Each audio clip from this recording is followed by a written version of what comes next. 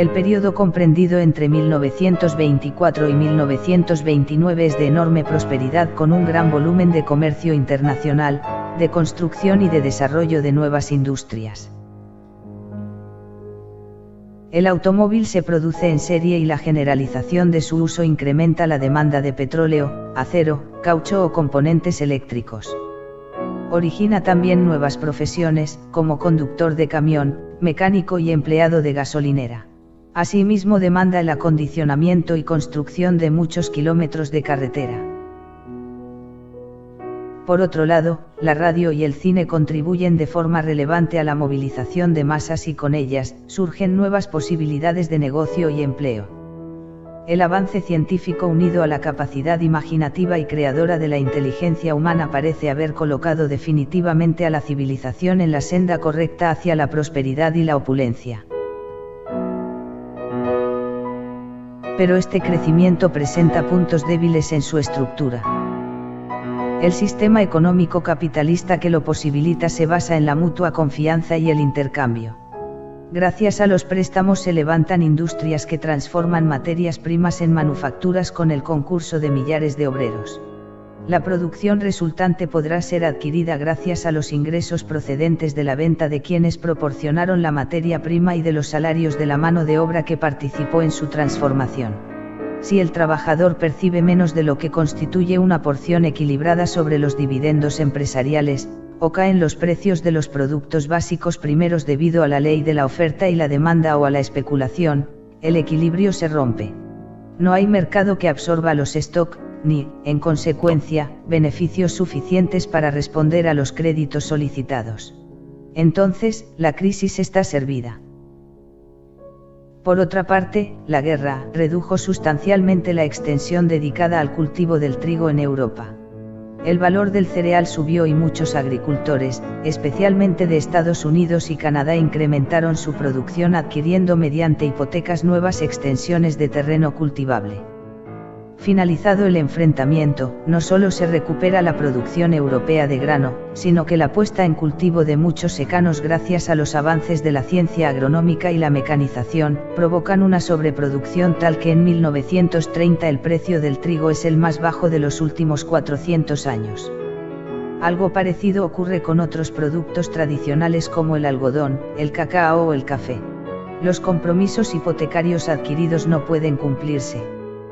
Naturalmente se demandan otros productos agrícolas, pero el cambio productivo está supeditado a las condiciones climáticas, conocimientos del agricultor y nuevas inversiones de capital. Es al final de los años 20 cuando aflora esta durísima realidad oculta tras el espejismo del crecimiento y desarrollo económico que ha vivido el mundo a lo largo de esos años. Los desequilibrios y fracturas del sistema capitalista desestabilizarán las relaciones entre estados y desatará rivalidades nefastas para la convivencia y la paz. Se buscan y proponen desesperadamente nuevas soluciones sociales, políticas y económicas no siempre bien orientadas. Consecuente con el fuerte crecimiento generado al abrigo de la reconstrucción de las ruinas generadas con la Primera Guerra Mundial, se produce una alteración del equilibrio anterior a 1914. Francia y Alemania, muy afectadas en la contienda, entran poco a poco en recuperación. Gran Bretaña, que basa su economía en las industrias textil y siderúrgica, sobrevive a duras penas, mientras entran en escena dos gigantes, Estados Unidos y Japón. La Primera Gran Guerra ha favorecido a Estados Unidos de forma espectacular. Es primer proveedor de materias primas y productos alimenticios e industriales. El incremento del comercio convierte a la flota americana en la segunda marina mercante del mundo. Consolida sectores industriales nuevos como la industria eléctrica, la química, la petroquímica, la aeronáutica, el cine y la radiofonía. El sistema energético se renueva sobre la base del petróleo y la electricidad. El taylorismo y el fordismo revolucionan los modos y maneras de organizar trabajo y producción. Las empresas se asocian para minimizar competencias. Solo la agricultura vive un crecimiento más moderado. Los precios agrícolas se mantienen por debajo de los precios industriales. Muchos campesinos se ven en la necesidad de vender sus tierras y marchar a la ciudad. Los primeros síntomas de lo que depara el futuro se observan en otoño de 1928. Su origen está también en los Estados Unidos. Aquí, la recesión comienza en junio de 1929, pero lo que es tomado como propio de un ciclo económico habitual, agudiza su gravedad, se prolonga en el tiempo y provoca el crack de la bolsa de valores en 1929 y la crisis financiera de 1931, tocando fondo en la primavera de 1933. Los factores que más contribuyen a esta situación son la agricultura, determinados sectores industriales obsoletos y el sistema monetario internacional. El Jueves Negro, el 24 de octubre de 1929 quiebra el mercado de valores de Nueva York. Estados Unidos y el mundo entran en un prolongado periodo de deflación. Cae la producción, se acumulan los stocks, aumenta masivamente el desempleo, el comercio internacional se contrae y cae a pedazos el sistema de pagos internacional. Los precios bajan más que la producción. La caída de la cotización de alimentos y materias primas es mayor que en las manufacturas. Los productores y exportadores de bienes primarios han de limitar la importación de productos elaborados y se ven obligados a suspender pagos de deuda externa, originando una severísima contracción de la demanda en la economía internacional. En consecuencia, las tasas de paro alcanzan cifras exageradas. El desempleo de larga duración significa una vida cargada de penalidades y estrecheces que empuja a los parados hasta los centros de asistencia y caridad como única vía de supervivencia. El sistema financiero internacional y los flujos de capital se convierten en otra fuente de inestabilidad y discordia entre las naciones. La financiación del gasto bélico por el recurso de la creación monetaria, ha obligado a suspender el patrón oro en los países beligerantes, excepto en Estados Unidos. La inflación que ello genera persiste en la posguerra y contribuye a la destrucción de algunas divisas. La vuelta al oro es, en muchos casos, premisa esencial para la reconstrucción económica. Una conferencia internacional celebrada en Génova en 1922 fija las bases para la restauración del patrón oro, convertibilidad, bancos centrales independientes, disciplina fiscal, apoyo condicionado a los países en dificultades y cooperación entre los bancos centrales. Pero el dorado metal escasea y está mal repartido, por eso se autoriza completar las reservas de oro con divisas. Eso no propicia un buen funcionamiento. Los problemas de competitividad de las exportaciones, la elección de tipos sobrevalorados, las desconfianzas respecto a asuntos de política fiscal y, en el caso de Alemania, el peso de las reparaciones de guerra, fijadas en oro, generan una gran incertidumbre y problemas.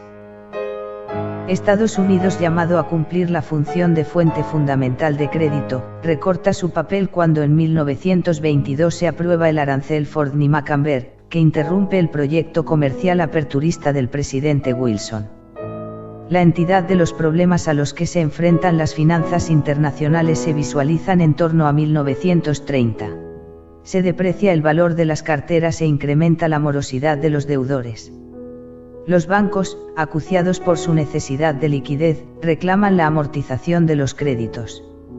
En noviembre surge la primera oleada de quiebras bancarias que arrastra al Bank of United States de Nueva York pese a su solvencia.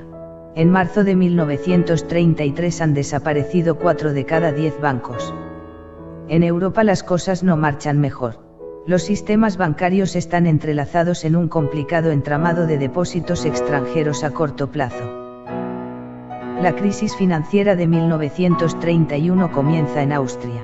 Existen rumores acerca de la supuesta insolvencia del Creditanstalt que respalda al 50% de la industria del país. Los pésimos resultados de las textiles, cercanas a la suspensión de pagos, pueden arrastrarle en su caída. El pánico se propaga. Desde Alemania pasa a Gran Bretaña y a Estados Unidos. Se erosiona la confianza y descienden las reservas monetarias. Esta complicada situación tiene una deriva política peligrosa. Se difunden y desarrollan visionarias soluciones basadas en la autarquía económica. Sectores extremistas de la opinión pública asocian la situación con males intrínsecos del sistema capitalista, desacreditan los mecanismos de la economía de mercado y socavan los cimientos de la democracia liberal justificando iniciativas revolucionarias de tipo fascista o comunista. El mismo Franklin D. Roosevelt, para combatir los efectos de la Gran Depresión, inicia una política intervencionista conocida como New Deal, que se aplica entre 1933 y 1938. Sus objetivos de sostener a las capas más pobres de la población y reformar los mercados financieros no alcanzaron siempre los resultados esperados.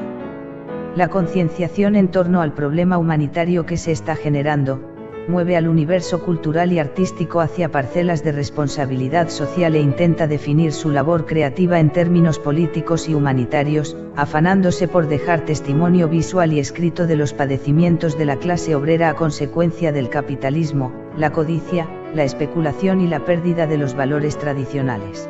La prensa, la fotografía y el cine dejan constancia de ello. Se denomina por ello, Edad Dorada del Fotoperiodismo, al periodo comprendido entre 1930 y 1950. El propio Roosevelt promueve y patrocina una campaña fotográfica federal con objeto de plasmar en imágenes las consecuencias de la Gran Depresión, especialmente en lo que afecta a granjeros, agricultores y ganaderos, con la intención de conseguir las ayudas necesarias para redistribuirlos en zonas más fértiles. El proyecto, bajo la responsabilidad inicial de Emerson Stryker, documenta magistralmente la América rural en una época marcada por la pobreza y la miseria. El cine también deja reflejo fidedigno de los problemas y vicisitudes de aquellos años. La obra de Charles Chaplin es paradigma de ello.